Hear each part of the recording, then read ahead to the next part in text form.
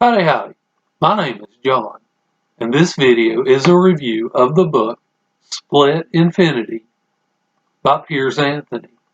This is the first book in the Apprentice Adept series. Have you ever had the problem where you can't make up your mind whether or not you want to read a science fiction book or a fantasy book? This book solves that problem because it has both a science fiction setting and a fantasy setting. This book was first published in 1981, so it's nearly 40 years old now. I gave this book 5 stars because it represents what I find ideal in a novel. It's not perfect. I nearly downgraded it to 4 stars because there are some things, especially on this reread, that I wish had been done differently. But those things are minor enough, and this novel is so closely represents to what I want to see in a novel that I went ahead and gave it the full 5 stars. This novel is, in my opinion, a perfect balance between world building, character development, and plot development. The first 3 books in this series are a trilogy, much in the vein of the Lord of the Rings trilogy, where it's all kind of one story. Definitely not something you want to read out of order. And here again, to get the full experience, you need to read all 3 books. One thing I especially like about this book is while Anthony does use some tropes, he's not afraid to tweak the tropes. For example, there, as you've seen on the cover, there is a unicorn. And one of the common tropes of unicorns is that they can only be approached by virgins. That's not the case in this fantasy world. Me personally, when I watch a review, I don't usually want to see a whole lot of description about the world or the book or the characters. Generally speaking, this is one because usually I do watch a bunch of videos and usually that information does get repeated. Number 2, when I watch a review for a book I've already read, I tend to find the plot summary portion of the review the least interesting of it, as it's generally information I already know. However, in this video, I am going to take a little bit of time to kind of tell you what this book is about and its settings, because this is a book I've not seen discussed on BookTube. Not that I've necessarily looked for it, but just, in the channels that I've watched, I've not seen it discussed.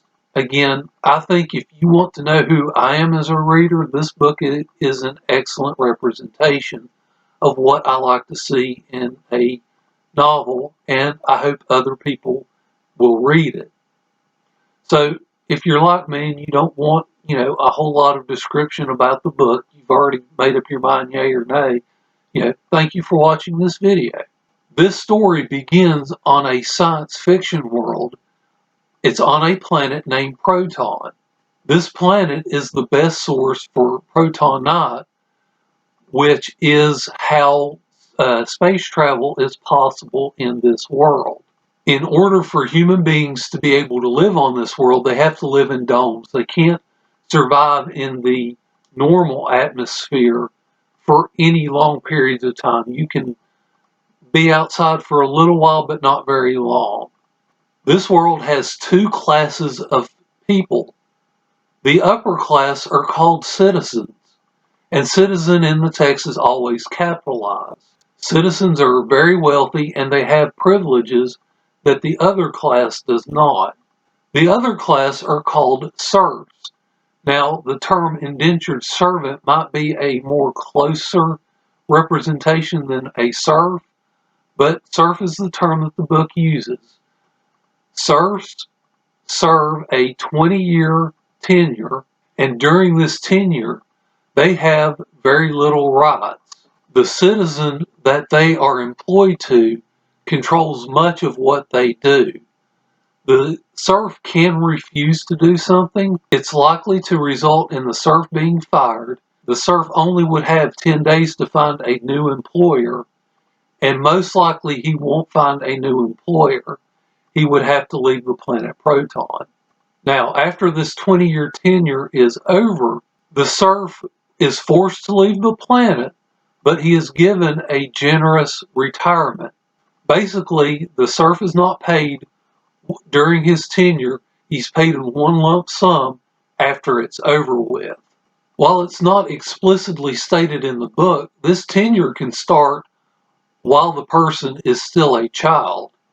Another reason that serving on Proton is so attractive is because Proton is home to what is called the games.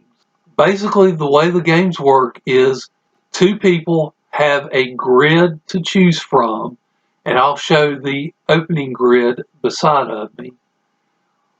One person picks the horizontal row, another picks the horizontal column. Where those two choices intersect brings up another choice. Again, one has the horizontal, one has the vertical. Where those cross, they get another grid. That grid, each individual is allowed to put a specific game into a 9-square grid, and then again, one has the horizontal, one has the vertical, and then they play that game. These games range from tic-tac-toe to football, or dueling, or foot races. Once a year, a tournament is held for the top players of the game, and the winner of the tournament is granted citizenship. The catch of the tournament is you can only enter it once. You enter and are eliminated, your tenure immediately terminates. This brings us to the main character of the novel. His name is Stile, and it's Stile spelled S-T-I-L-E, which is a bridge over a fence. I'll include a picture. Stile is a male who is 35 years old. At the beginning of the novel, he has 3 years left in his tenure. Stile works for the citizen that employs him as a jockey for horse races. Stile is also one of the top competitors of the game. During a horse race, Stile is attacked and, fearing for his life, goes into hiding. While he's in hiding, he discovers a shimmering curtain. He goes through the curtain and finds himself in a fantasy world. This fantasy world, which is called Phase, shares a geography with Proton, except there are no domes needed here. You can walk about freely. It's got regular vegetation. It's a little bit like Stranger Things and the Upside Down, except instead of a horror world, you've got a fantasy world. Now, one thing that distinguishes Phase, the fantasy world, from Proton, the science fiction world, is that metric units are used in the science fiction world, whereas standard English units are used in the fantasy world. Also, everyone in the fantasy world uses an older type of English similar to what's found in the King James Version of the Bible. When Stile does arrive in Phase, he is given an amulet. This amulet turns out to be a demon that tries to kill him. As the novel progresses, Stile comes to learn that for every person born on Proton has a double who is born on Phase. And a person cannot cross the barrier from Proton to Phase or vice versa unless that has died. And Stile has comes to find out that his double was in fact murdered. The rest of the novel begins Stile's search for the murderer of his double.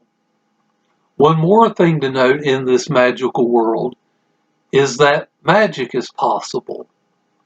And Stile learns early on that he is able to perform magic.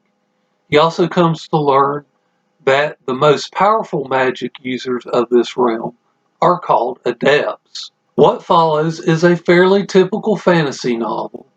Stile makes new friends and he has adventures. A theme that will run throughout this series is the question of ethics. What is right? What is wrong? We see that in this first novel, and as my memory serves, it will come to play in the later novels as well. If you're looking for an entry into Piers Anthony novels, I think this would be an excellent start, especially if the Xanth series of novels, if the number of Xanth novels intimidates you, or if, Xanth is more of a comic series, and, that may not be for all people. I did look to see the first 3 novels are still in print. I didn't check on the last 4 in the series, but I'll check and leave it in the description if those are still in print.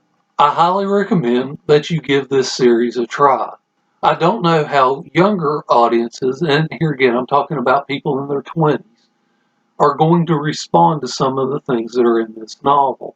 I started reading this series when I was still a teenager, and I've never had a problem with any of the things that are in here. Thank you for watching this video, and I hope you enjoy the rest of your day.